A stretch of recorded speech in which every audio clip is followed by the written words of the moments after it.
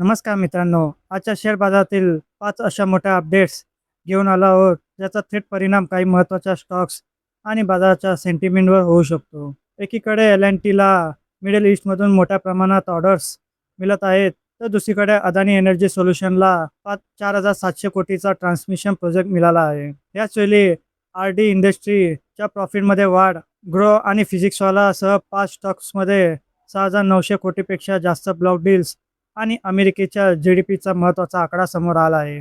म्हणून हा व्हिडिओ शेवटपर्यंत नक्की पहा. कारण शेवटी या सर्व न्यूजवर बाजाराचा काय परिणाम होऊ शकतो तेही समजून घेणार आहोत. सर्वात आधी पाहूया देशातील दिग्गज इंजिनिअरिंग कंपनी एल-एन-टीची सर्वात मोठी बातमी. एल-एन-टीने जुलैच्या सुरुवातीपासून आतापर्यंत तब्बल 13 ऑर्डर्स मिळाल्याची माहिती समोर आली आहे. यातील तब्बल 7 ऑर्डर्स मिडल ईस्टमधून आल्या आहेत. विशेष म्हणजे या ऑर्डर्समुळे मिडल ईस्टमध्ये इन्फ्रास्ट्रक्चर आणि एनर्जी स्पेंडिंगचा पुन्हा वेग वाढत आहे. ब्लूमबर्गच्या अंदाजानुसार सप्टेंबर क्वार्टर्समध्ये एल-एन-टीचा ऑर्डर इनफ्लो सरासरी 1.11 लाख कोटी असू शकतो. हा आकडा मागील क्वार्टरमध्ये सुमारे 1.8 लाख कोटीच्या ऑर्डर्सपेक्षाही जास्त आहे. एल-एन-टीने मिडल ईस्टमध्ये आपली उपस्थिती मोठ्या प्रमाणात वाढवली आहे. आता दुसरी मोठी बातमी आहे अदानी एनर्जी सोल्युशनची. कंपनीला महाराष्ट्रात तब्बल 4,700 कोटीचा ट्रान्समिशन प्रोजेक्ट मिळाला आहे. या प्रोजेक्टच्या माध्यमातून तब्बल 4,500 मेगावॅट रिन्युएबल आणि स्टोरेज पॉवर ट्रान्समिट करण्याची क्षमता तयार होणार आहे. हा प्रोजेक्ट पूर्ण करण्यासाठी कंपनीला सुमारे 36 महिन्याचा कालावधी देण्यात आला आहे. या प्रोजेक्टमुळे अदानी एनर्जी सोल्युशनच्या पोर्टफोलिओमध्ये सुमारे 562 सर्किट किलोमीटर्स ट्रान्समिशन लाईन्स आणि 9,000 MVA ट्रान्सफॉर्मेशन कॅपॅसिटी वाढणार आहे. या न्यूजनंतर अदानी एनर्जी सोल्युशनच्या शेअर्समध्ये जवळपास 1.5% तेजी पाहायला मिळाली. भारत 2030 पर्यंत 500 gigawatt non fossil fuel power कॅपॅसिटीचे लक्ष्य गाठण्याच्या दिशेने काम करत आहे. आता येऊया तिसरी बातमीकडे, म्हणजे आर-डी इंडस्ट्रीची. आता काही दिवसात IPOद्वारे लिस्टेड झालेली कंपनीने आज क्वार्टर 1 रिझल्ट जाहीर केले आहेत.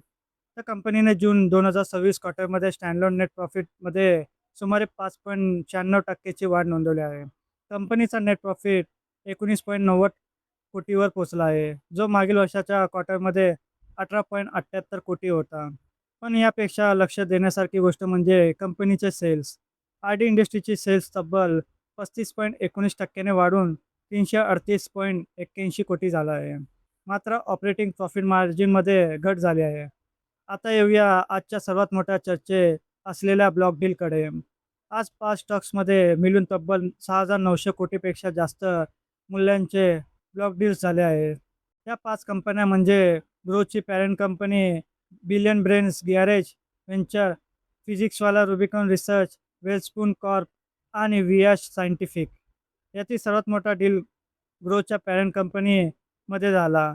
सुमारे 12.74 कोटी शेअर्स म्हणजे कंपनीच्या जवळपास 2.1% इक्विटी हात बदल्याची माहिती आहे.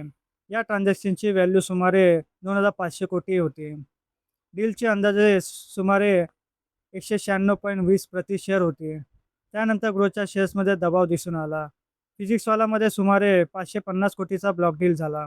सुमारे 4.67 कोटी शेअर्स म्हणजे जवळपास 1.60% इक्विटी या ट्रान्झॅक्शनमध्ये बदलली. महत्त्वाचे म्हणजे ब्लॉक डील प्राईस 117.72 असताना फिजिक्सवालाचा शेअर त्यानंतर वर ट्रेड करत होता. रुबिकॉन रिसर्चमध्ये मोठ्या प्रमाणात ब्लॉक डील झाले. वेलस्पून कॉर्पमध्ये सुमारे 1,433 कोटीचा डील झाला. तर व्यास सायंटिफिकमध्ये सुमारे 150 कोटीचा ब्लॉक डील झाला. या 5ही डील्सचा एकत्रित आकडा 6,900 कोटीपेक्षा जास्त आहे. ब्लॉक डील म्हणजे कंपनीच्या शेअर्समध्ये मोठ्या प्रमाणात शेअर्सची खरेदी किंवा विक्री. आता शेवटची आणि ग्लोबल मार्केटसाठी अत्यंत महत्त्वाची बातमी म्हणजे US जी-डी-पी डाटा. अमेरिकेचा क्वार्टर 1 2026 जी-डी-पी ग्रोथ दुसऱ्या अंदाजात 1.5% कायम ठेवण्यात आला. म्हणजे पहिल्या अंदाजाच्या तुलनेत कोणताही बदल झालेला नाही. मात्र क्वार्टर 1मध्ये US इकॉनॉमी 2.1% ने वाढले होते. म्हणजे क्वार्टर 2मध्ये इकॉनॉमी ग्रोथचा वेग कमी झाला आहे. पण इथे एक इंटरेस्टिंग पॉईंट आहे. US कन्झ्युमर स्पेंडिंग क्वार्टर 2मध्ये तब्बल 3.2% ने वाढले आहे, जे क्वार्टर 1मध्ये फक्त 0.5%च्या तुलनेत मोठी सुधारणा आहे. तर मित्रांनो, आजच्या 5ही अपडेट्सकडे एकत्रित पाहिले तर पिक्चर्स खूप इंटरेस्टिंग आहे.